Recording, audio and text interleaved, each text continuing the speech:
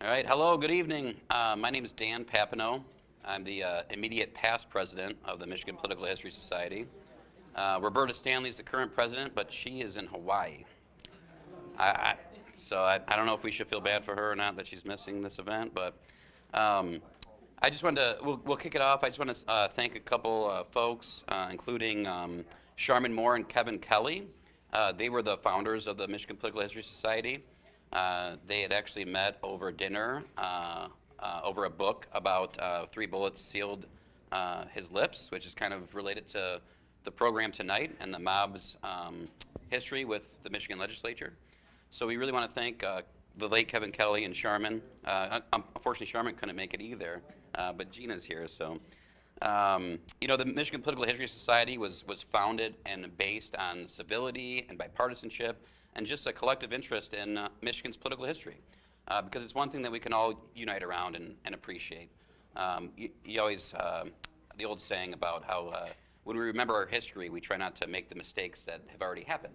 We want to move forward and learn from our history. So I really appreciate being part of this group and being part of that mission.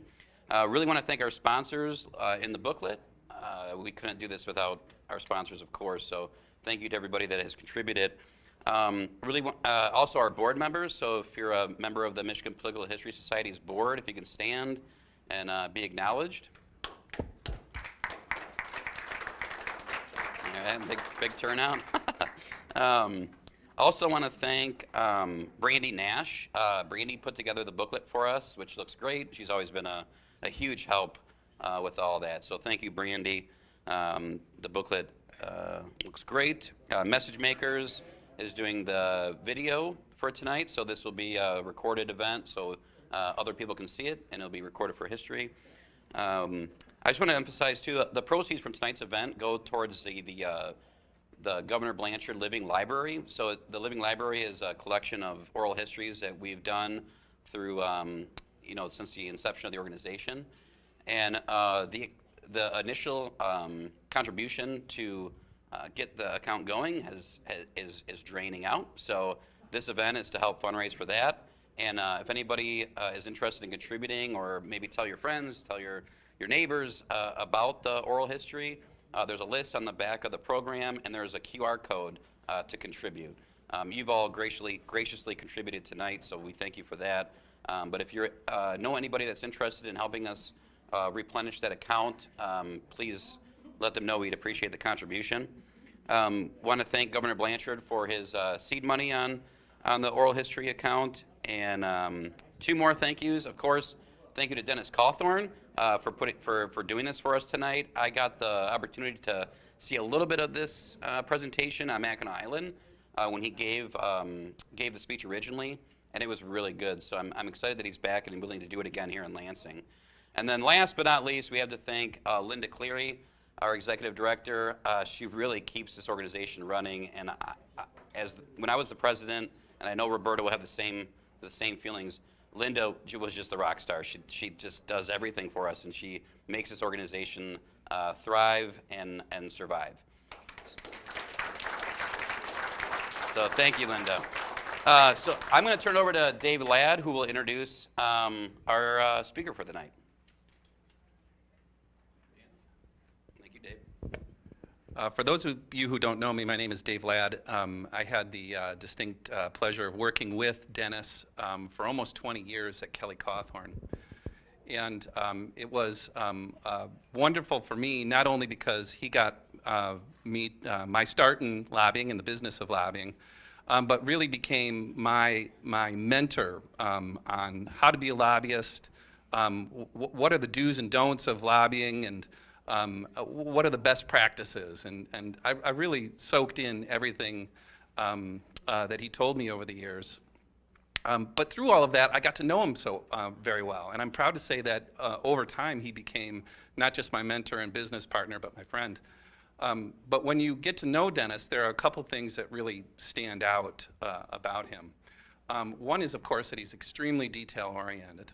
And over the years, I've had to draft him numerous memos and letters, and he is a ruthless grammarian. And at one point, I can remember a memo that I had drafted for him that we redrafted. I stopped counting it 8 times. And he was starting to redraft his own edits. So I finished it and I sent it, and I didn't even show him the final draft, something I've never even told him to this point. He is, unto himself, as you all know who know him, he is a fantastic political historian in his own right. And in fact, I kind of feel like if you had a Hall of Fame, he'd be a dual inductee, both as a historian himself, but also as being part of Michigan political history. And I don't know if you've ever heard him talk about Michigan political history, or if you've been in the room where he and Bill Ballinger talk about Michigan political history, but it's equal parts fascinating and super boring. Because you have to hear about, like, who was the best DNR director from the 1960s, and you kind of think, you know, this is both weird and, I guess, interesting. So in preparation for this, because he's so detail-oriented, I actually Googled him. And I wanted to get some facts and figures right. And I realized, surprisingly, the first thing that popped up was a Wikipedia page for Dennis. And I thought at first, he doesn't even know what Wikipedia is. But then I started to read it, and then I started to be suspicious that maybe he wrote it. So I don't know this for a fact, but I'm actually going to read from his Wikipedia page a couple of excerpts. And if you think that just reading from Wikipedia is cheating as an introduction, you're right. It's a total cheating, but it's really fascinating. I'm only going to read the portion about Mackinac Island because that's relevant to what he's talking about today. But I encourage you to go to the Wikipedia page and read it because it's really quite interesting. Under the section titled Mackinac Island, Cawthorne was appointed to the Mackinac Island State Park Commission by Governor John Engler in 1991. He was subsequently reappointed by Governors Jennifer Granholm and Rick Snyder, stepping down in 2013. One of his first priorities after being appointed to the commission was to reclaim some of the public land and public access that had been chipped away over the years. The commission was able to secure 1 mile of shoreline by acquisition and easements, as well as getting development rights. When a proposal emerged to eliminate the park's $1.5 million budget and replace it with a per capita tax on visitors coming by ferry, Cawthorne quietly but effectively killed the proposal. Okay, now you're suspicious, right? Who wrote this? Quietly but effectively killed the proposal, putting the money back in the budget in a diplomatic way that so that no one ever lost any face. He for sure wrote that, right? But what's wonderful about it is it's true. He probably did do those things, and he probably did it expertly. Cawthorne chaired his final commission meeting on April 11, 2013, and the trail along the shoreline of Mission Point was named in his honor. The trail's creation was also one of Cawthorne's accomplishments during the mid-1990s.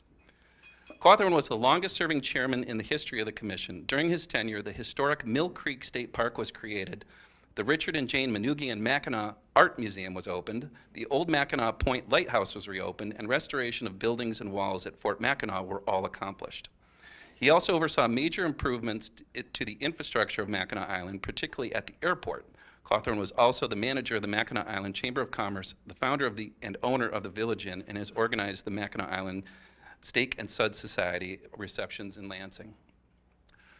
When you think about Mackinac Island, you really can't think about anybody other than Dennis Cawthorne. It's true. And his pride in being part of the island shines through when you talk to him about it. His stamp on the island is obvious, and it will live eternal.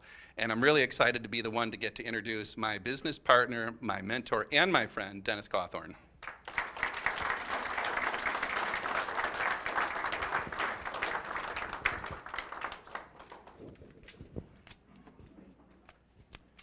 Well, that was a very kind introduction, but I hope that the part about the weird things doesn't shine through in this presentation.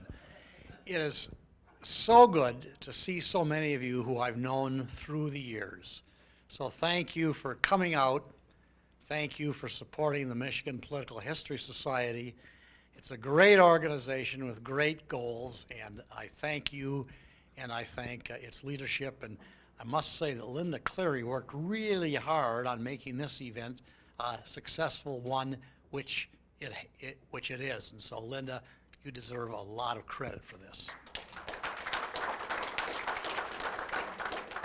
Now, originally, the title of this event, as you know, was An Evening with Dennis Cawthorne. Now, that's a lot better than the original title that some proposed, which was A Long Night with Dennis Cawthorne. Well, I've tried to make this presentation tonight according to the known facts and facts without exaggeration.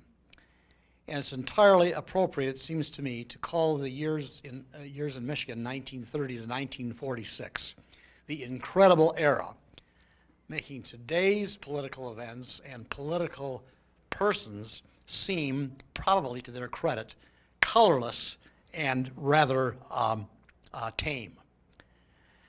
When the year 1930 dawned in Michigan, the great stock market crash of 1929 was only 75 days old.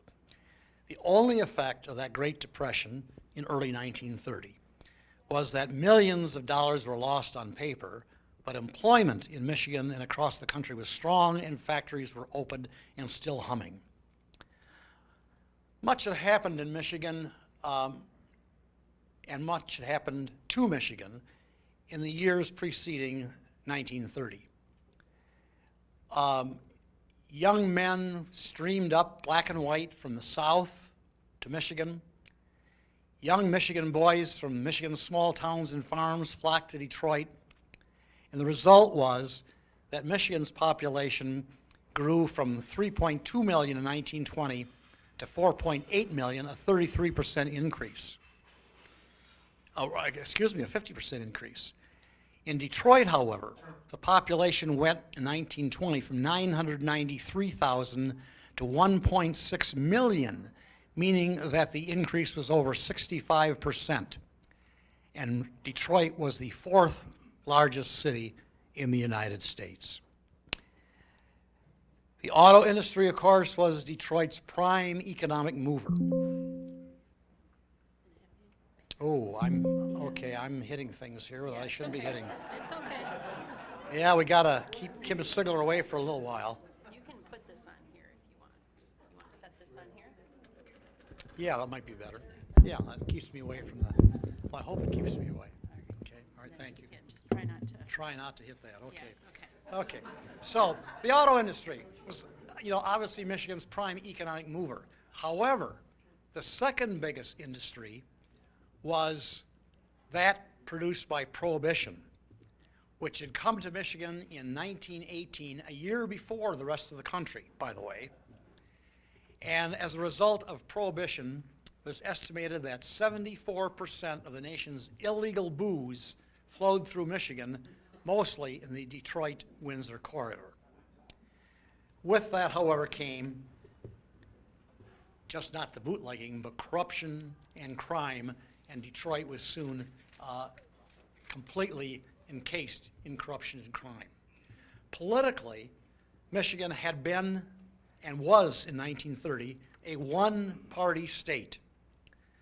The governorship and all state offices, and in those days, the lieutenant governor was elected separately, as was the state auditor general, treasurer, highway commissioner, and superintendent of public instruction, in addition to the current statewide elected offices. All of those positions at the dawn of 1930 were held by Republicans. Every member of the congressional district was a Republican. The 2 U.S. senators were Republicans. The state legislature was 98 Republicans in the House, 2 Democrats. In the state Senate, 32 Republicans, 0 Democrats. And in the last election, and in most elections up to that time, every county in the state was carried by Republicans. Well, as I say, Detroit was the center of bootlegging and all sorts of illegal activity and crime and corruption. And there were 2 gangs that were operating in Detroit. One, of course, the infamous Purple Gang, and a lot of you know a fair amount about the Purple Gang. The Purple Gang was supposedly named because people said they were off color. They were tainted. They must be purple. Others said, no, the name came from the fact that one of their leaders wore a purple sweater. Others said that it came from the fact that when the Purple Gang was shaking down Detroit dry cleaners. They poured purple dye on the clothes that were held by the dry cleaners. But in any event, the Purple Gang was one of the two major gangs controlling Detroit in the 1920s and 30s. The second one was the Mafia, and this was the Sicilian Mafia. The Purple Gang was mainly a Jewish gang. Their fathers and mothers had come from Russia. They were refugees from Russia. And the gang started out mainly as young juvenile delinquents shaking down street peddlers. But by the mid-1920s, they were described as, quote, the most efficiently organized gang of killers in the United States. They are violent jacks of all trades: kidnapping, extortion, murder, arson, labor racketeering, and narcotics. Well, in 1930, the average citizen in Detroit was fed up with the gangs and the obvious corruption going on about them. And so, in 1930, that revulsion against the gangs was fed by a charismatic radio broadcaster named Jerry Buckley. And Jerry Buckley broadcast every night from the Hotel LaSalle in downtown Detroit. And he crusaded against the mayor of Detroit, Charles Bowles, who he called Wide Open Bowles, because in fact there were 15,000 blind pigs operating in the city of Detroit. And Jerry Buckley, curiously enough, had opposed the recall election going on to have Bowles recalled, even though he was anti-Bowles. He somehow felt that a recall was not the right way to get rid of somebody politically. Better have a regular election and vote him out next time. So he was opposed to the recall. However, 12 days before the June 30th recall election, 10 persons were killed in gangster-related murders in 12 days. And so the night before the recall election, Jerry Buckley went on the air to announce that he was changing his mind, and he urged his listeners to vote for recall. Then he supposedly received a phone call after his broadcast in which the caller said, if Bowles is recalled, you're a dead man. At 1:45 in the morning, after the election results were known and Bowles was overwhelmingly recalled, Jerry Buckley sat in the lobby of the Hotel LaSalle reading his newspaper when three men burst through the door and fired 11 shots that blew him out of his seat. Jerry Buckley, the man who fought the mobs, was dead. Michigan Governor Fred Greene threatened to call out the militia to restore peace and order in downtown Detroit. Ultimately, he did not do so. But members of the Licavoli mob, who were part of the Sicilian Mafia, were arrested. But despite the best efforts of the assistant prosecutor, Harry Kelly, no one was convicted, primarily because the various witnesses to the Buckley shooting had wildly varying remembrances of the facts. And so no one was ever convicted of Jerry Buckley's murder. Well, the 1930 elections were not far off. And in that election, and again, the effects of the Depression were not that widely felt yet, all Republicans were reelected to office, and they held all those positions that I've already mentioned. The Democratic candidate for governor, running now for the third time, was William Comstock. William Comstock had run 3 times, and when he was beaten the third time in 1930, he said, that's it. I have self-financed all my campaigns because the Democratic Party had no money and nothing else. And so I'm done, I'm out. Well, in 1931, 2 things happened to blow new life into the state Democratic Party. The first was that there was a special election in Detroit because the Detroit state senator had died, and a Democrat was elected to the state senate, the first one in 16 years. Then in November, after the death of a Republican congressman from Saginaw, a special election was held covering Saginaw County and 5 farming counties: Shiawassee, Clinton, Montcalm, Gratiot, and Ionia. And in the election, astonishingly, this arch Republican district, Michael J. Hart, Democrat, won. Now, some of you, by the way, may know one of his sons or nephews, Jerry Hart, who later was a state senator in our time. Anyway, Michael J. Hart was elected to Congress, and all of a sudden, prospects for the Democrats in 32 began to look pretty darn good.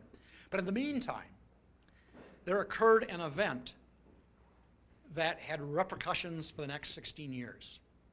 It was called the Collingwood Massacre. It was named after the fact that this occurred at a boarding house on Collingwood Avenue in Detroit. What happened was the Purple Gang managed to lure members of a rival gang, the 3rd Street Terrors, got them into the Collingwood apartments and shot them.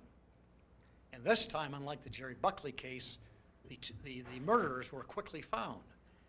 And they were quickly convicted. The murders, in fact, occurred on September 16th, and they were convicted on November 17th. In those days, justice happened rather rapidly. The convicted murderers were Ray Bernstein and Harry Keywell. And Ray Bernstein and Harry Keywell were just not ordinary murderers. They were the leaders of the Purple Gang.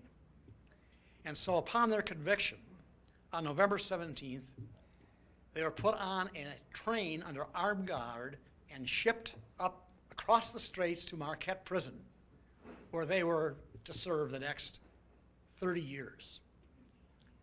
The Purple Gang was crippled and to a certain extent never really recovered from the incarceration of Bernstein and Keywell. But in case you think you've heard the last of Bernstein and Keywell, just wait. Their story is far from over. By late 1931, in Michigan and all across the country, factories were closing, unemployment was rising, bread lines were forming. So, William Comstock, 3-time loser, 3-time self-funded candidate for governor, decided, hey, maybe I should make a 4th run at the governorship. And this time he got significant contributions, primarily from a man named Isaiah Leboff, of whom we'll hear considerably more in a couple of minutes. This time Comstock ran with the motto, I'm broke just like the rest of you. And indeed, Comstock had gone broke. FDR won the presidency and Comstock won the governorship for the Democrats. The legislature went from those ridiculous numbers to 17-15 Dem in the Senate, 56-44 in the House, and the man elected Speaker, Martin Bradley of Hermansville, the far western UP, was elected Speaker primarily because he was the only Democrat who had ever served more than 1 term in the legislature. So who's this man Comstock? We have Comstock? Yeah, there he is, okay. William Comstock was from Alpena, and he was the son of a millionaire lumberman. But on his own, Bill Comstock had a lot of holdings. He became the mayor of Alpena. He was the Alpena County Democratic chairman. And in 1919, he moved to Detroit and became the state Democratic chairman and also the national committeeman for the Democratic Party. He also, curiously enough, controlled all the slot machines in Michigan north of US 10 at a time when slot machines were illegal. He also began to dabble in oil investments. And he had a new friend who would help him finance his successful campaign. Well, Comstock, as I say, was elected. And as you will see, he perhaps turned out to be one of the most politically tone-deaf men ever elected to the governor's chair. His friend was Isaiah Leboff. Isaiah Leboff was born in 1895, the son of Jewish immigrants from Russia, a lot like the Purple Gang. And he was described as, quote, a brilliant lawyer, an artful dodger, a friend and mouthpiece of New York's biggest gangsters, oil speculator, swindler, and inveterate gambler. He was born in Oklahoma, but as a lawyer went to work for the Livingston Oil Company out there, and in fact, he was even brought into the Livingston home and roomed with one of the Livingston boys, Carl Livingston, and he and Carl became very close. After serving as the lawyer for Livingston Oil, Leboff frequently had to go to New York, and when he went to New York City, he became more and more enamored by the big city, and consequently, in 1924, he moved to New York City. And there he met Arnold Rothstein. For you baseball aficionados like Bill Ballinger, Arnold Rothstein was the man who fixed the 1919 World Series, the Black Sox scandal. Arnold Rothstein was also, quote, the founding father of modern organized crime, quote. And Arnold Rothstein became Isaiah Leboff's mentor. Then, in New York, Leboff became as known as a Broadway big shot. In fact, he even produced a play on Broadway. But he mainly spent his time in the company of and representing not just Arnold Rothstein, but other mobsters, racketeers, and gunmen. In 1928, Arnold Rothstein, however, was shot in another gangland killing. And Leboff decided that, well, I've lost my luster, I've lost my mentor, maybe I better look elsewhere. And so in 1929, Isaiah Leboff moved to Michigan, not just to Michigan, but to Clare, Michigan. Now you might say, why would the front man for the biggest gangster in New York move from New York City to Clare?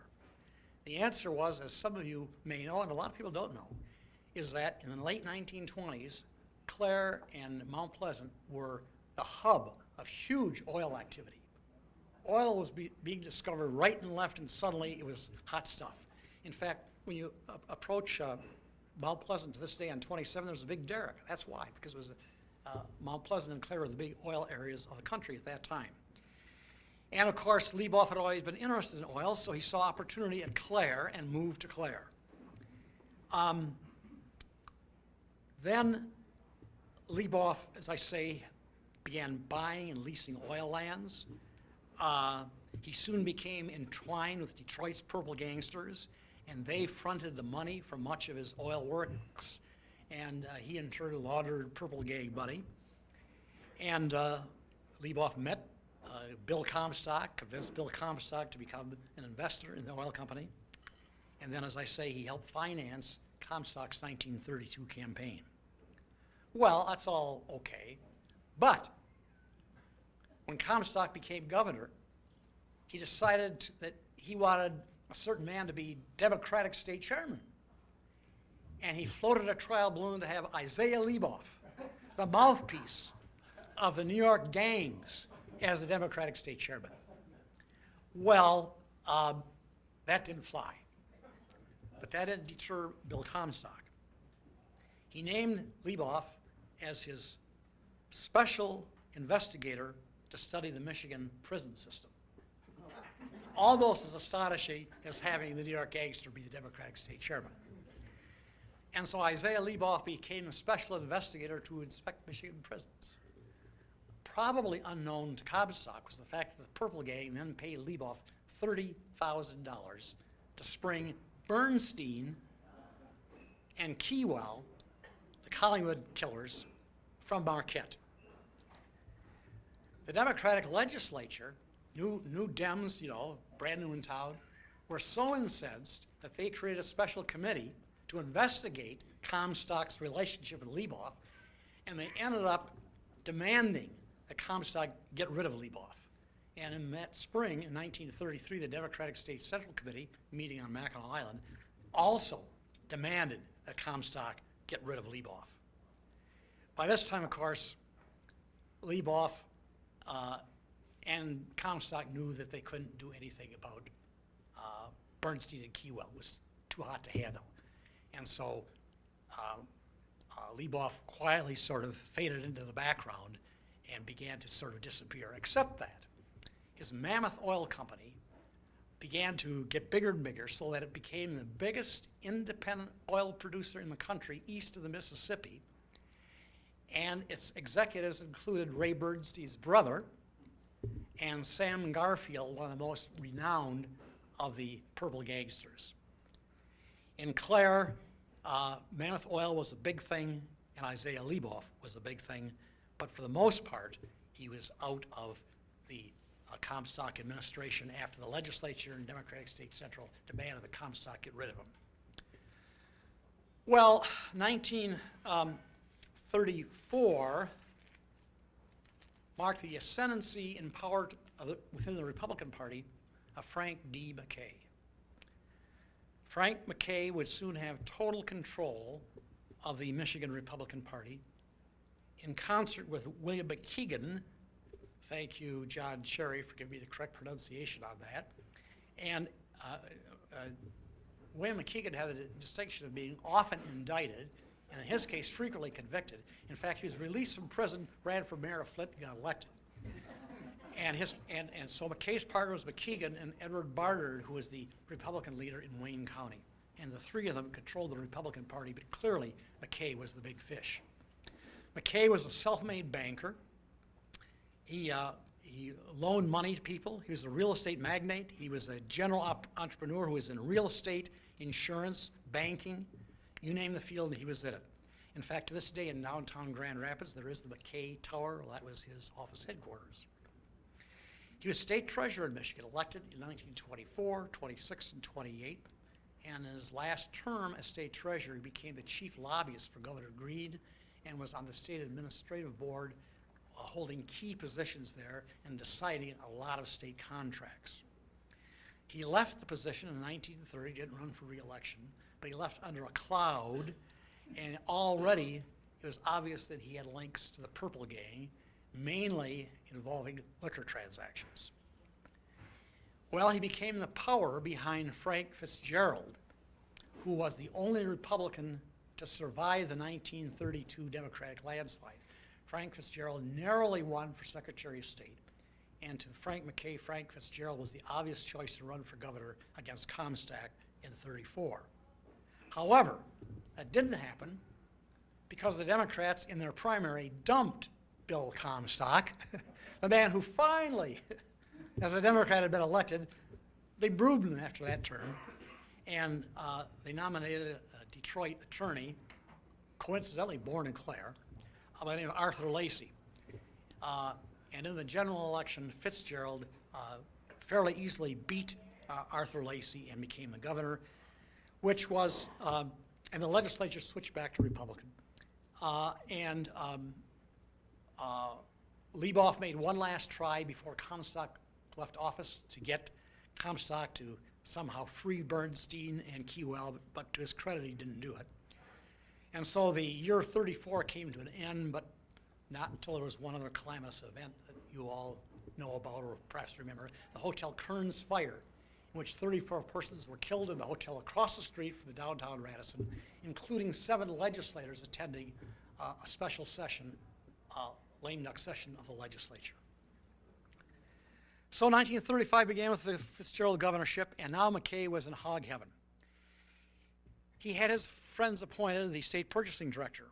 He had his friends appointed the Liquor Control Commission, the Public Service Commission, and the Corrections and the Pardons Commissions. Liquor purchases had to go through him and his people. If you want to sell liquor in Michigan, remember state system, you had to go through his people at the Liquor Control Commission. He being McKay, also helped purple gangsters get legitimate licenses to manufacture liquor and beer in the state.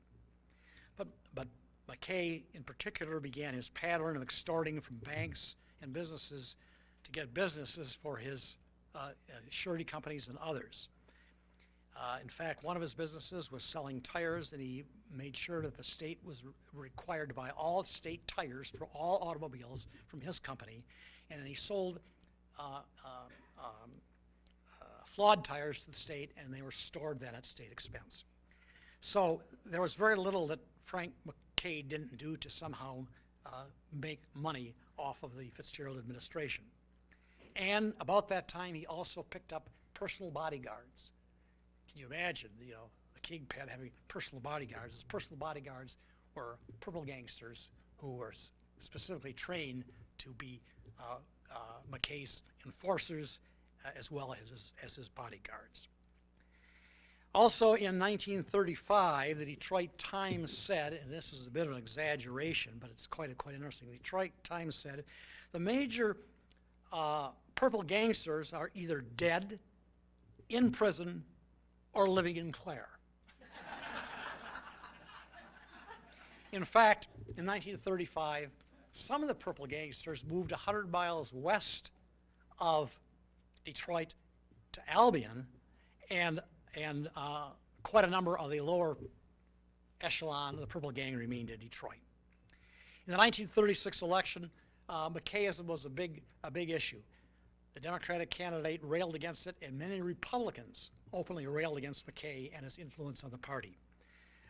The Democrats nominated Frank Murphy, the former mayor of Detroit, former high commissioner to the Philippines, and he won, defeating Frank Fitzgerald, and the legislature went back to being Democratic, and all of a sudden McKay's power in the executive branch was gone.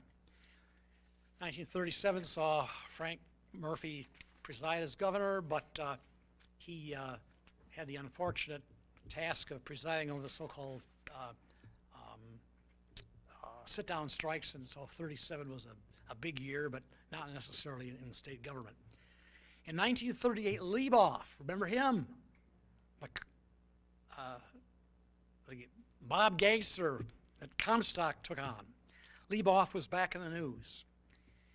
He was still living in Clare, and his old roommate and business partner, Carl Jack Livingston, now frequently drunk, hated Leboff because he believed Leboff had cheated him in the oil deals, and he believed that Leboff had sicked the Purple Gang to rub Livingston out. And so on May 16th of 1938, Jack Livingston walked into the bar room of the Doherty Hotel in downtown Clare and pumped 3 shots point blank into Isaiah Leboff. He walked upstairs coolly and surrendered peacefully and was taken away. Some people believe that the mob, still unhappy over having paid $30,000 to Leboff and not doing anything to spring Bernstein and Keywell, was responsible, but probably not. On December 13th, a Clare County jury found Livingston not guilty by reason of insanity. The court, however, ordered a group of psychiatrists to examine Livingston, and 1 month later, they declared he is not insane at this time, and he was freed and disappeared. In the 1938 elections, nope, gotta go back. Go back. Yeah, there we go. In the 1938 elections, there was a rematch of Murphy and Fitzgerald. Remember, Murphy had beaten Fitzgerald in 36. Now, Fitzgerald was back in the race. And by the way, Fitzgerald's great-grandson was just elected to the legislature, as some of you know. Okay, as a Democrat. Frank McKay was back in power all of a sudden because Fitzgerald won the election.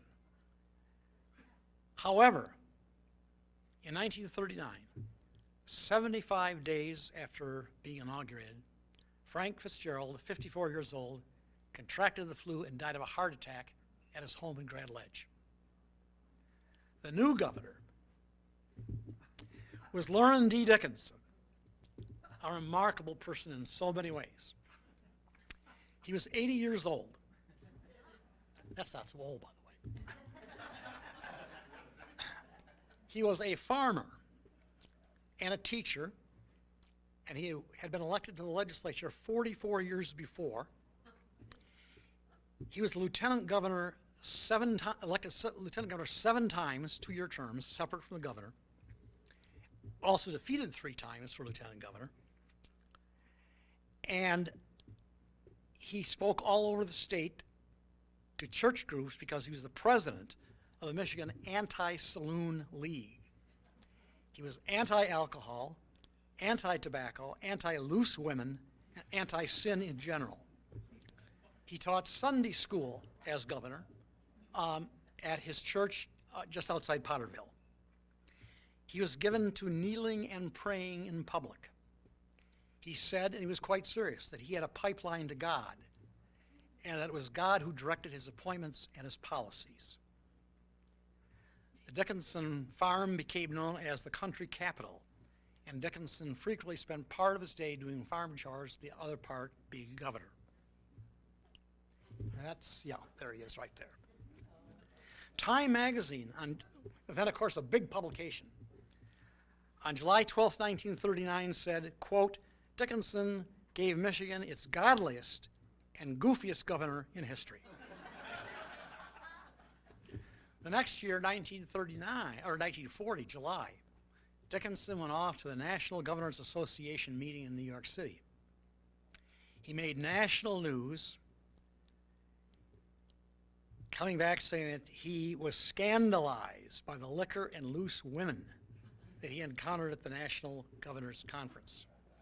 He had brought along his adopted granddaughter, 25, and his secretary was 19. And he reported to the press upon coming back here to Michigan that they came home from the National Governors Association unsullied, but will never know how close to the brink of sin they had come.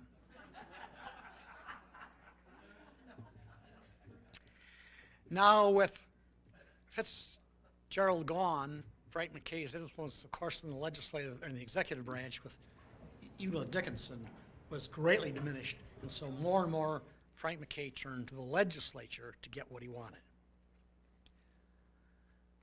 In the summer of 1939, a bombshell exploded in Detroit. A young lady, Janet McDonald, had just been jilted by her boyfriend, who was a runner between the mob and bribe-taking Detroit cops. She wrote letters to all three of the Detroit newspapers, Detroit Times, Free Press, and News, and told the story in detail of who was running, who was paying, and who was getting paid and how much. But before the papers received the letters and published them, she killed herself and her 9-year-old daughter. And the whole thing hit the press, as some said, years later, like an H-bomb. H-bomb having been discovered many years later. And so in Detroit, a one-man grand jury was convened. And the one-man grand juror who was selected was Circuit Judge Homer Ferguson. And Homer Ferguson, by everyone's agreement, did a splendid job in attacking police corruption in Detroit. And when he was done, a year later, 156 were indicted and convicted. Not just the average cop, but the indicted and convicted included former mayor Richard Redding and his son,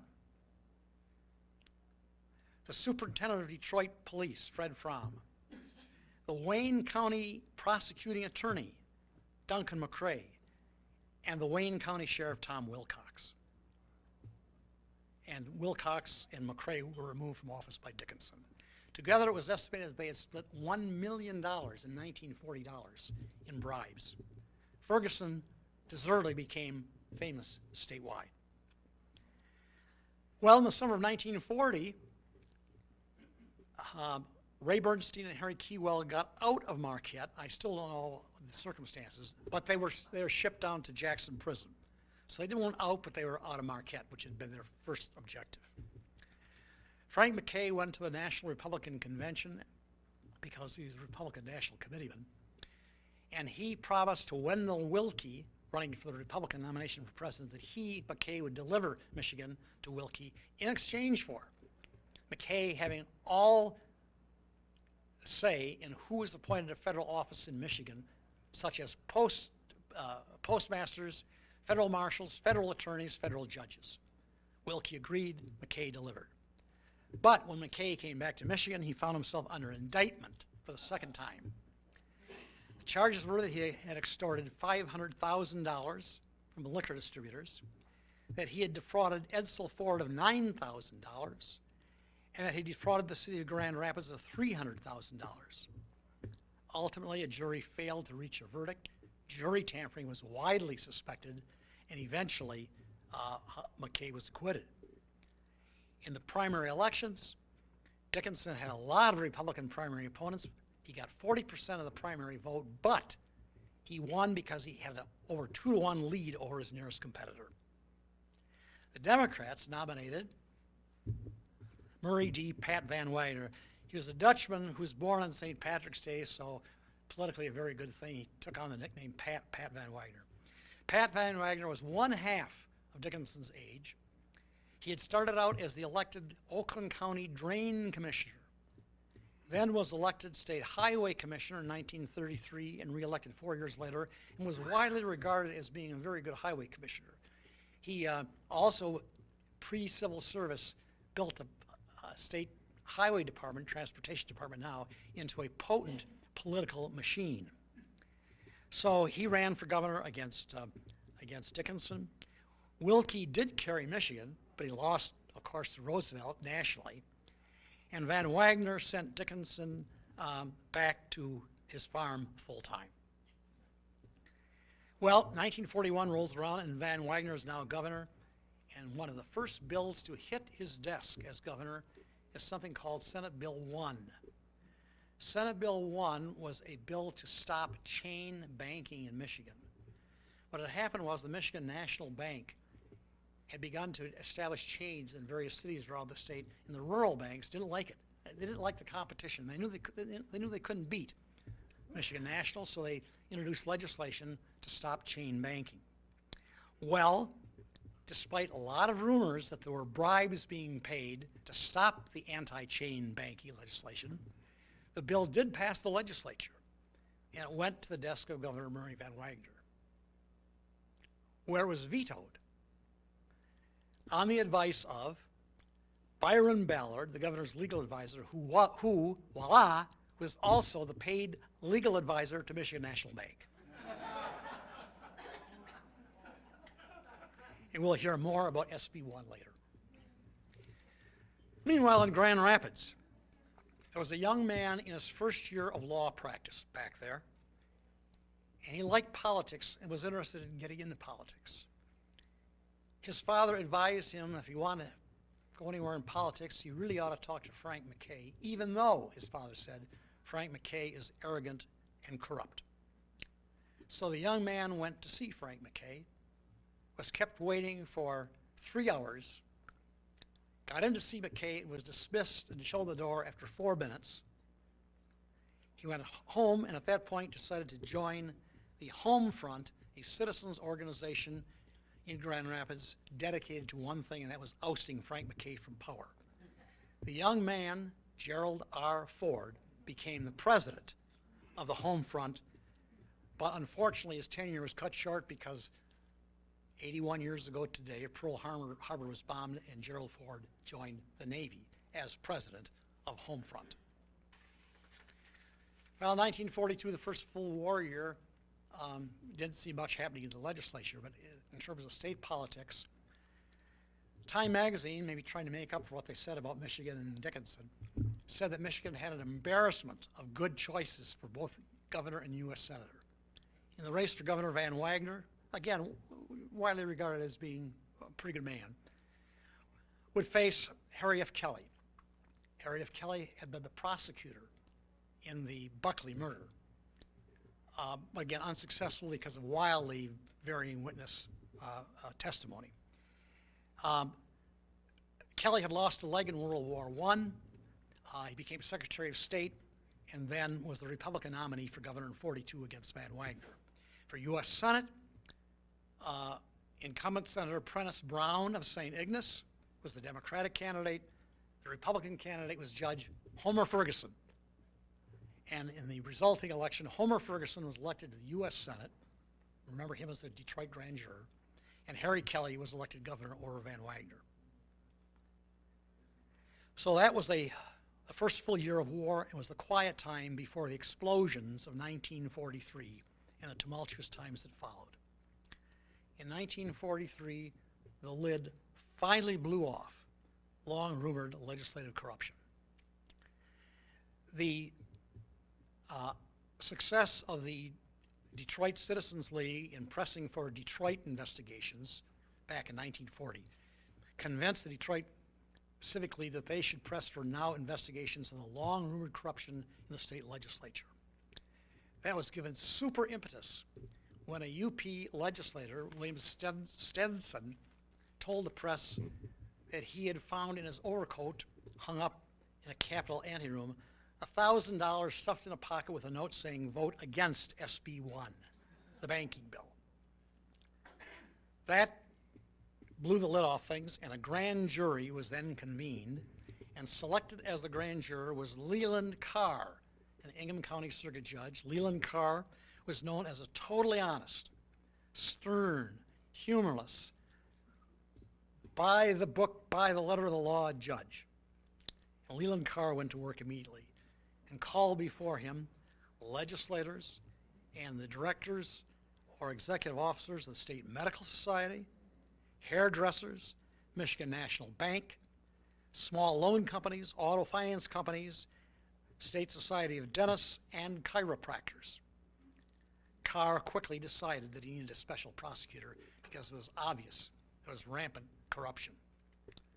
And so he sought advice as to who Carr, should select as a special prosecutor.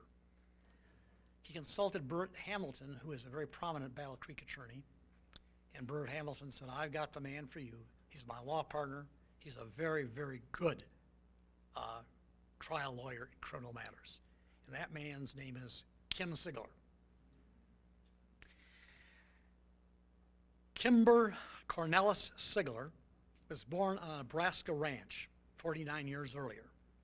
He had been a cowboy, a boxer, a factory worker, and everyone said he's a man's man.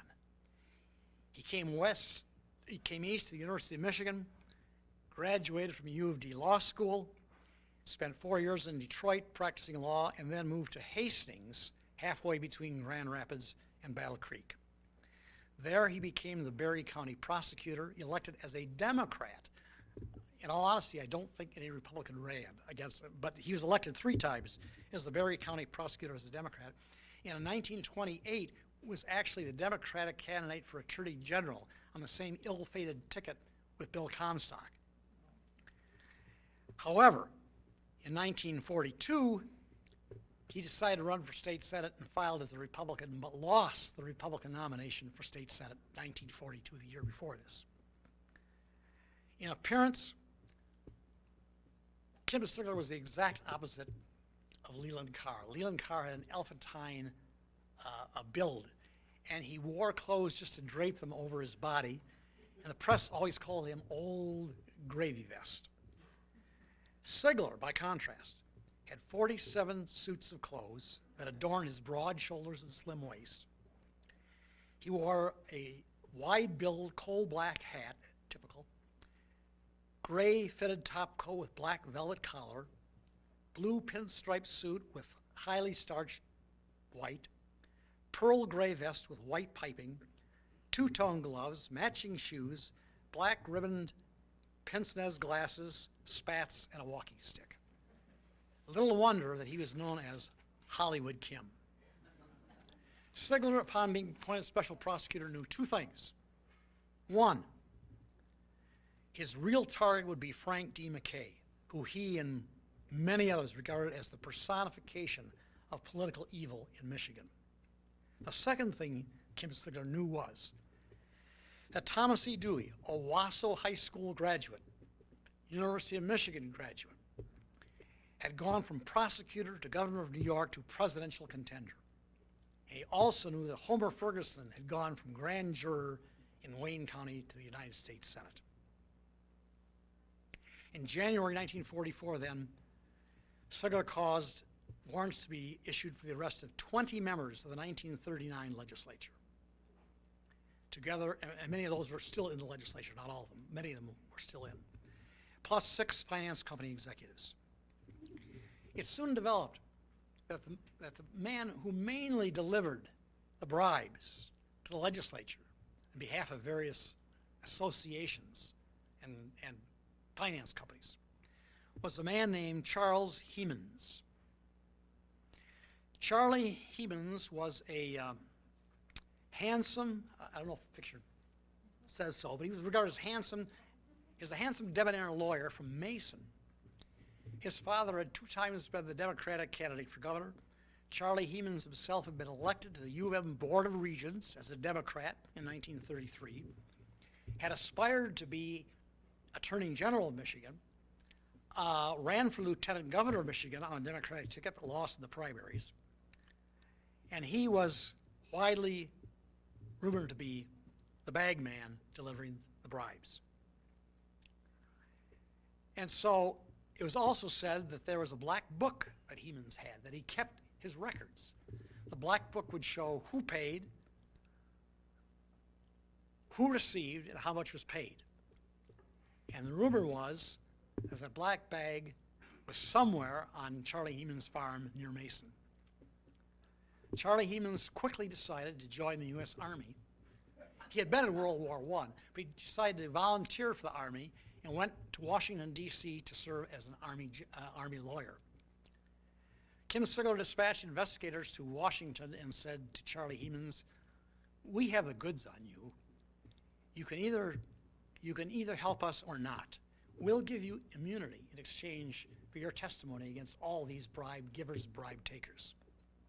Charlie Hemans, seeing a good thing in the fighting and the writing on the wall, decided to return to Michigan. In the meantime, a former secretary said, you can find that black book at the bottom of a haystack in Charlie Hemans' barn near Mason. And Sigler's investigators went there, and sure enough, like the needle of the haystack, they found the black book of the haystack with everybody's names, numbers of the givers and takers of the bribes. Charlie Hemans told the grand juror, "Graft in the legislature has existed for at least a decade, all part of a system in which logic and reason no longer obtain results," in Lansing. And perhaps this was best epitomized by a quote attributed to Carl Delano, a Republican state senator from rural Kalamazoo County. Someone asked Carl Delano what was in a bill that he had just introduced, and he said, about $3,000 for me.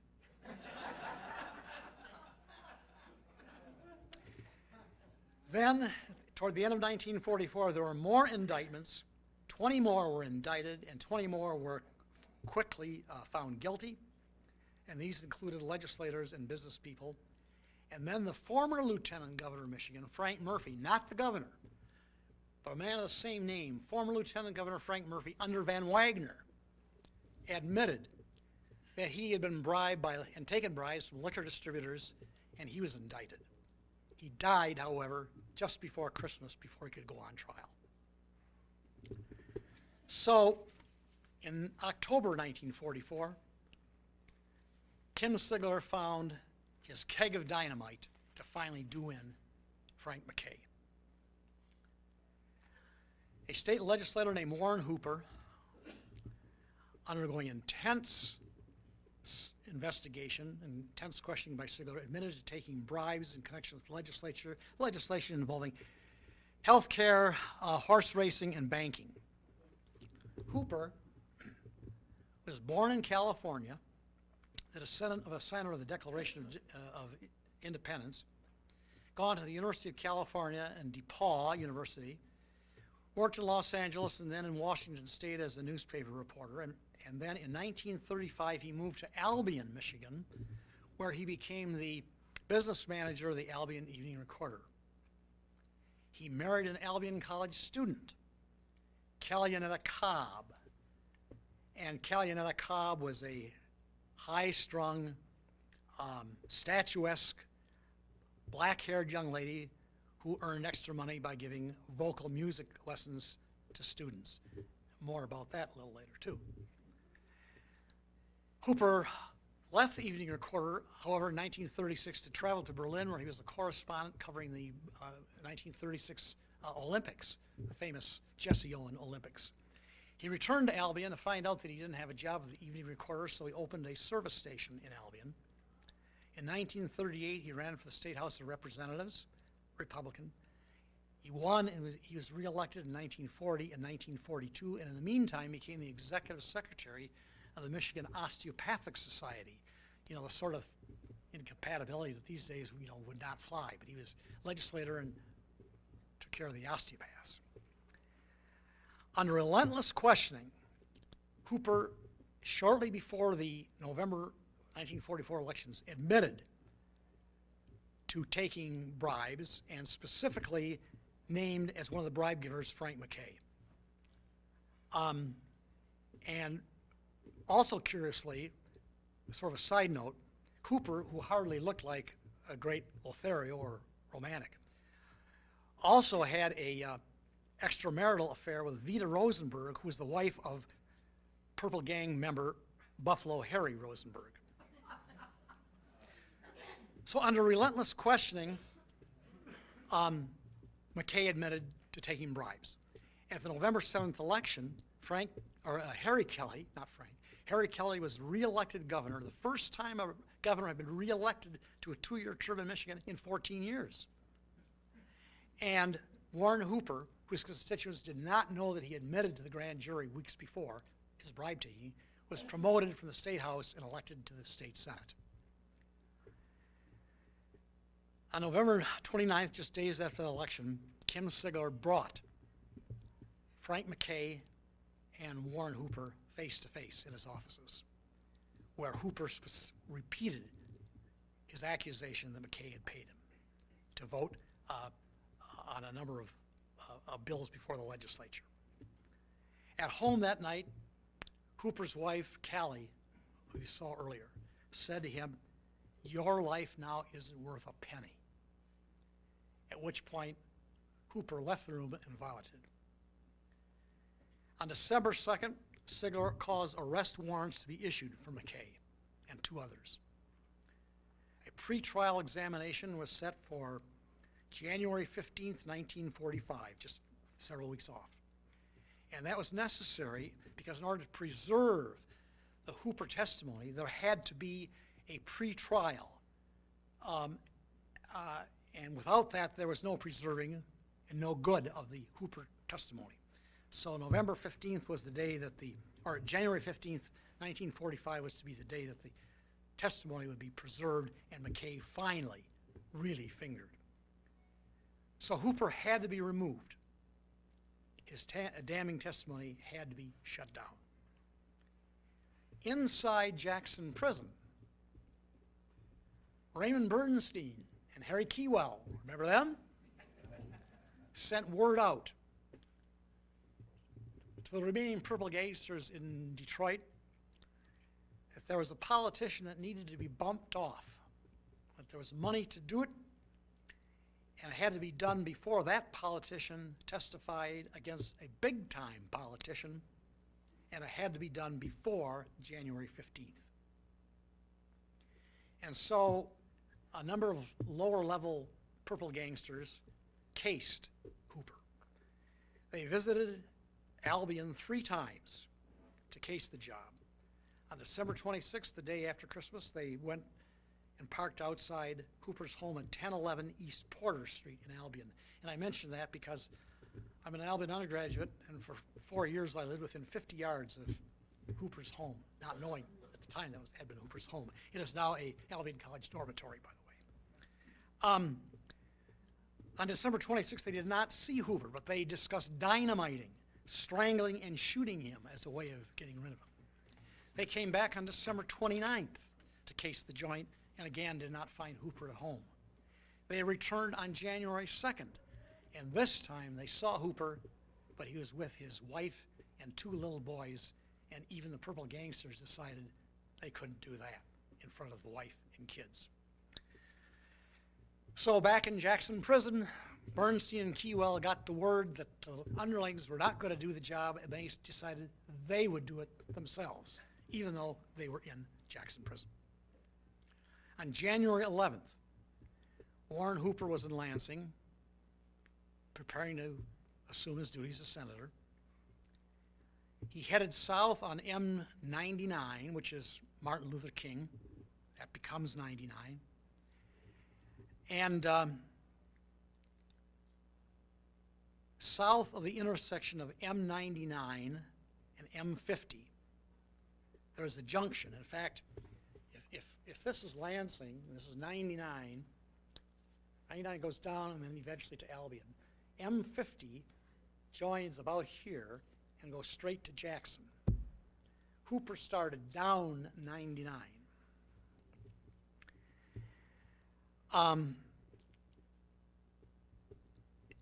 After the intersection with M50, a red car passed Hooper at a high speed and flashed its lights. And that was a signal that the car following was Hooper in his car. A maroon car was parked on the shoulder of M99 and lurched forward into Hooper's path. Hooper's car skidded, went to the left, and was on the shoulder of the northbound lane. The maroon car went around in front and T-boned the Hooper car so it couldn't get away.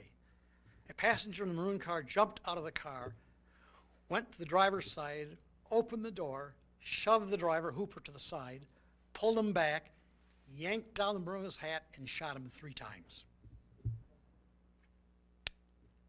The shooter jumped back into the maroon car backed up, and then headed north, back in the direction of Lansing. Meantime, the Hooper car caught fire because Hooper had been smoking. The cigarette dropped in his lap, and so the car caught fire and his body caught fire. Passerbys came by and threw snow on the fire and called the Springport Fire Department, which raced to the scene and put out the fire. So 3 bullets had indeed sealed Warren Hooper's lips, and with it, there was no admissible evidence against Frank D. McKay. All during the spring of 1945, the Hooper case made headlines as investigators searched everywhere. But there was a strong feeling that the Purple Gang was somehow involved. Net result was that finally one of the lower levels of the Purple Gang admitted that they had been engaged to wipe out Hooper, although they didn't do it themselves. And so 4 members of the Purple Gang were indicted for conspiracy, not to murder, well, conspiracy to murder, but not the actual murder. And a trial was then held in Calhoun County, and the 4 of them were convicted of conspiracy to kill Hooper. About the same time, however, once again, Frank McKay was indicted, this time for attempting to corrupt the Liquor Control Commission by receiving kickbacks from liquor suppliers. Again, there was evidence of jury tampering, but the judge granted a directed verdict of not guilty against McKay, claiming that the commissions couldn't be proven to be criminal, but only commissions honestly made. Also, during that summer, during the conspiracy trial, a big bombshell was laid by the state attorney general, John Deathmers. John Deathmers issued a 4-part report. And as I stated, he tore the lid off of Jackson, the world's largest walled prison. The warden was a man named Harry Jackson. The deputy was a man named D.C. Pettit. The Deathmers report said that the prison was in fact run by the inmates, in particular by Ray Bernstein and Harry Keywell. That there were shocking interrelationships between the warden, the deputy warden, and the prisoners. 10 bookies operated out of Jackson. Pawn shops and loan sharking operations were there. Speedballs, narcotics, were manufactured in Jackson. The infirmary was actually used as a brothel. The warden's office was used as a brothel. Meetings took place in Deputy Warden Pettit's offices between purple gangsters who were in and purple gangsters who were out. And the epitome of it was that Pettit entertained purple gangsters in his home, and they were guests at his son's wedding, as proven by photographs of his son and the gangsters. And all this in exchange for liquor supplied to Pettit and Jackson. And Keywell and Bernstein, the report said, were directing the Purple Gang from right inside Jackson. Not in the report, but later speculated verbally by Deathmers, was his belief that Warren Hooper had been killed by inmates sprung from Jackson Prison with a perfect alibi. Well, on September 16th, 1945, after all of this, Justice Wiest of the state Supreme Court died, and Governor Kelly decided that Leland Carr deserved something for all his work, and he appointed Leland Carr to the Supreme Court. And that meant there would be a new grand juror working with Kim Sigler, and that grand juror was Circuit Judge Louis Coash of Ingham County. However, Sigler and Coash soon began to clash. It was not a happy relationship. And then, in early 1946, the state Senate created a committee to investigate Sigler's expenditures, and it seemed to many as an obvious ploy to undermine and ruin the credibility of Sigler and to finish off any possible work that he could still do. The effort to create the special committee to investigate Sigler's expenditures was chaired by State Senator Ivan Johnston of Macomb County. Sigler then began a number of tiffs with Coash and seemingly almost invited his own firing, which in fact occurred on March the 12th when Coash sent Sigler a letter saying your services are no longer required. Sigler in all had secured 41 convictions, including 23 legislators. Oddly enough, 18 were Democrats, most of them backbenchers, and only 5 Republicans. And there had been one suicide of a state senator, Earl Munshaw of Grand Rapids, who was about to be indicted. And there were numerous immunities granted to legislators who had rat on other legislators. Sigler announced just a few days later that he was a candidate for governor of Michigan. He would have strong opponents in the primary. It wouldn't be a cakewalk. And remember, he had just only become a Republican and was widely not suspected of being a true Republican. His opponents in the primary were Vernon Brown, this lieutenant governor from Mason, Edward Jeffries, the mayor of Detroit, and Raymond Kelly, no relative of the incumbent governor, but he is still the state national commander of the VFW, so he had a lot of political swat.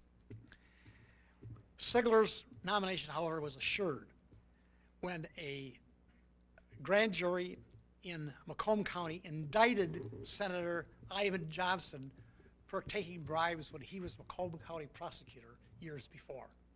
And so all of a sudden, Sigler once again was the man with the white hat. Ivan Johnson, now indicted, had his position blown out from under him. And furthermore, the Detroit Free Press in particular championed the cause of Sigler for governor. And so Sigler, in fact, won the primary very, very handily. After the primary, SB 1, these things keep cropping up. SB 1, the anti-chain banking bill popped up again. 5 bankers in connection with it, and 12 past and present legislators were indicted for bribery to stop the anti-chain banking bill. Indicted were the president of the Michigan National Bank, the chairman of the board of the Michigan National Bank, and Byron Ballard, Van Wagner's legal advisor, who had advised a veto of SB 1.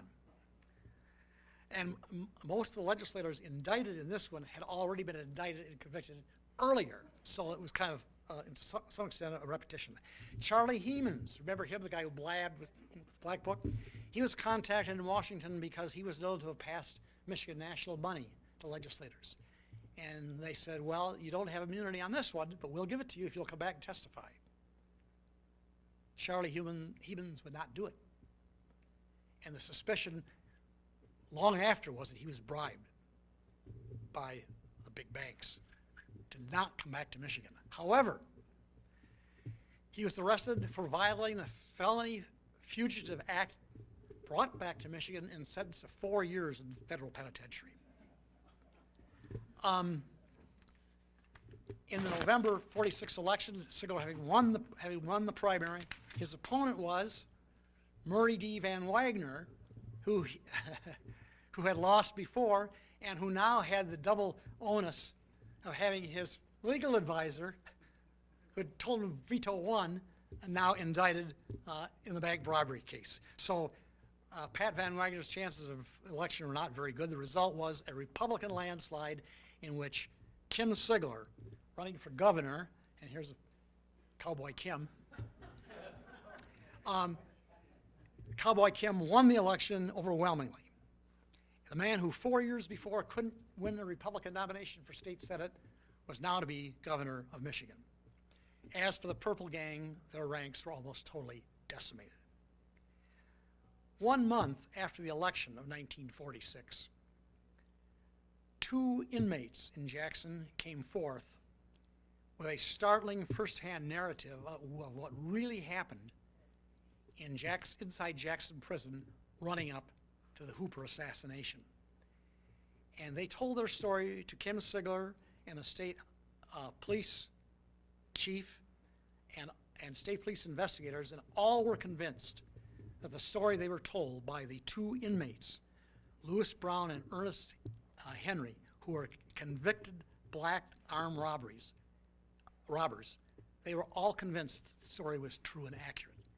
And this is what Lewis Brown and Ernest Henry said really happened in the Hooper assassination. A week after the meeting back in November, when McKay and Hooper were confronted by Sigler, Bernstein and Keywell assembled within Jackson Prison a group to hear an offer for a $15,000 payment to be made to bump off a politician who was going to sing to Grand Juror Carr. Bernstein and Keywell told the person bringing in the message that the offer of $15,000 was $10,000 too low. They needed $25,000, and that they needed assurances the money would be paid. The group was later reassembled. They were shown a target of a photo of the target, Hooper, and they were promised $25,000, the amount they asked for, and they were told the job needed to be done before January 15th. The person bringing in the offer also said he would return with proof that the money would in fact be delivered if the job was done. In the meantime, at the same meeting, Deputy Warden Pettit said he would furnish the civilian clothes to the prisoners. He would furnish them a gun, gloves, and his car to do the job. Then Warden Harry Jackson brought in the man that he introduced as Frank McKay to give proof that the money would be delivered. Now, why would Frank McKay take that chance to go into Jackson and do that? The answer was because he was desperate. He was almost sure to be indicted and sent to prison if something didn't happen. So, Bernstein and Keywell tried to convince lower-level Detroit purple gangsters to do the job, but and I told you they came to Albion and cased the place. But one by one, they all backed out for various reasons. And finally, Bernstein and Keywell decided they would do the job themselves to get it done. Remember, I told you back in 1930, we're not done with Bernstein and Keywell. So in the afternoon of January 11th, Keywell and Bernstein went to the warden's office in Jackson Prison. They were given a .38, gloves, clothes, and a car. And they drove away in Pettit's maroon car. A red car was used to tail Hooper from Lansing. After the murder on M99, Keywell and Bernstein drove north toward Lansing, as I said. But then when they got around the curve where 50 intersects, they did the curve and went 18 miles back to Jackson Prison, into the prison, back into prison clothes in time for dinner time roll call. At the warden's office, they bragged to other inmates as to how smoothly it had all gone. As I say, Kim Sigler was convinced that Henry and Lewis Brown were telling the truth. But he also knew that Bernstein and Keywell could not be a witness because they're already serving life terms. There's no point in immunity or no point in anything else. So he couldn't get Bernstein and Keywell to testify against McKay. And regarding the two inmates, Brown and Henry, Sigler believed there was no way, having failed to get McKay convicted with white businessmen testifiers, no way that he could get a jury to buy the testimony against McKay of two convicted black robbers. And so the decision was made No charges, no conviction. As 1946 turned to the end, came to the end, the incredible era came to an end. And any hope for finally convicting Frank McKay or anyone else in the Hooper matter ended. Epilogue. Jerry Buckley. Remember the crime-fighting broadcaster? Well, as I said, his prosecutor, who couldn't get a conviction because he couldn't get unanimity among the witnesses, became governor of Michigan and served for 4 years, the first one reelected, remember, in 14 years. He served 4 years and was the Republican nominee for governor again in 1950, lost by 1,100 votes out of 2 million cast in Soapy Williams' second run for governor. Kelly was subsequently elected to the state Supreme Court and served there for 18 years until he died in 1971. William Comstock, the politically tone-deaf Democratic governor, ousted by his own party in a primary. He served in the state Civil Service Commission and was the Detroit City Councilman from 1942 to 49, the year that he died. Frank Murphy, not the lieutenant governor, but the real Frank Murphy, the man who defeated and then lost to Frank Fitzgerald for governor. He was appointed U.S. Attorney General by Franklin D. Roosevelt and then was appointed to the U.S. Supreme Court, the only Michigan man to serve in the U.S. Supreme Court, by the way, and died in 1949. Carl Jack Livingston, the man who killed Leboff in the bar of the Hotel Doherty, died a suicide in a New York hotel room in 1950. Homer Ferguson, the grand jury who convicted the Detroit cops and the prosecutor and the sheriff, elected to the U.S. Senate, as I said, in 1942, reelected in 1948, defeated in a bad Republican year in 1954, but appointed by Eisenhower as ambassador to the Philippines and then by Eisenhower to the U.S. Military Court of Appeals.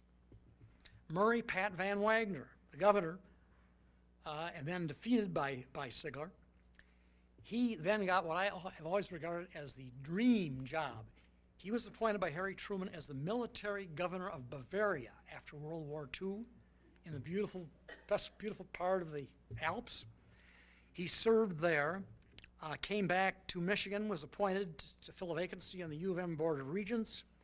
He then went on to the Mackinac Bridge Authority. The Van Wagner building in downtown Lansing was named after him. And I had the distinction or whatever of going sailing with him in the Straits of Mackinac in the late 1960s. Charlie Hemans, the man with the black book, after 4 years in federal prison for not singing in the bank scandal, he became an art dealer and he subdivided his farm south of Lansing and died in 1971. Ray Bernstein and Harry Keywell, the actual, in all probability, murderers of Hooper. Bernstein received a mercy pardon from Governor Swainson in 1964 after serving 33 years, and he died in 1966. Harry Keywell was pardoned by George Romney in 1965 and died of Alzheimer's in 1997. I do not know whether Romney or Swainson ever knew that Bernstein and Keywell were probably also Hooper's killers. Leland Carr, old gravy vest, was on the Supreme Court and served as Chief Justice for 17 years, was seriously considered for appointment by Eisenhower to the U.S. Supreme Court, but was not appointed. John Deathermers, the Attorney General who dropped the bombshell that blew the law of Jackson Prison, he was appointed to the Supreme Court in late 1946 by Kelly. He served for 25 years, a number of them as Chief Justice, and like Carr, he was disappointed when Eisenhower did not name him to the U.S. Supreme Court. Callionetta Hooper, the Hooper widow, she moved in 1951, apparently seeking anonymity in new surroundings with her 2 boys. And thus, she moved to Manistee, Michigan, where she was my 5th grade music teacher. And then apparently despairing of the vocal music talents of all Manistee's 5th graders, She moved to Marysville, taught music there in the public schools, died in 1986 at age 79, and is buried at Riverside Cemetery in Albion next to Senator Hooper. Gerald Ford, after coming back from the Navy and finishing his work with the home front, and they did oust McKay, he decided to run for the U.S. House of Representatives against a McKay strong ally, Bartell Yankman, and Hooper walloped, or rather Ford walloped Bartell Yankman in the Republican primary and went on to be, of course, congressman for 25 years, vice president and president of the United States. Frank McKay, the target of all of this, often indicted, never convicted, died in Miami. The downtown Grand Rapids building still is known as the McKay Tower. He died in 1965 at age 81 and left a fortune in 1965 dollars of over $50 million. Kim Sigler, as governor, took up flying. It became his passion. He flew as far as the Arctic Rim in a small plane. He called being governor of Michigan a crummy job. But his flashiness and his disdain for people in general finally caught up with him. He feuded with the Republican-controlled legislature, and they and other leading Republicans sat on their hands when he ran for re-election in 1948, and he lost to the man that he had appointed to the State Electric Control Commission, G. Menon Soapy Williams. 5 years after his defeat, and if you look carefully, you can just barely see the plane at the bottom, far right. 5 years after his defeat, on November 30th, 1953, his plane containing him, his secretary, and 2 others, on a fog-shrouded night, hit a newly erected television tower near Battle Creek, plunged to the ground, and all 4 were killed instantly. Kim Sigler died as spectacularly as he had lived. The 1930 to 46 era legacy for Michigan: decent legislative salaries, at least better than the $3 a day salary during the 40s and 30s. Lobbyist reporting regulations were enacted for the first time. And the reaction and revulsion to the terrible events of the incredible era was so strong that I believe it is mainly responsible for Michigan, especially in contrast to neighboring Illinois, Indiana, being, generally speaking, and with few exceptions, scandal and corruption-free ever since. Thank you.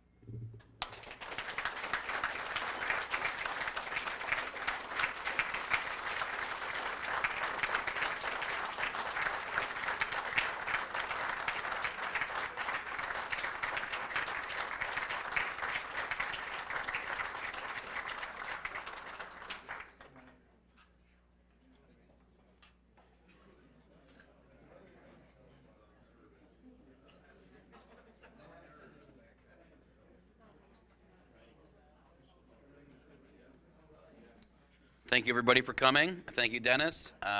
Really appreciate seeing everybody. It's great to get together, and thanks for all the support and coming tonight. Have a good evening.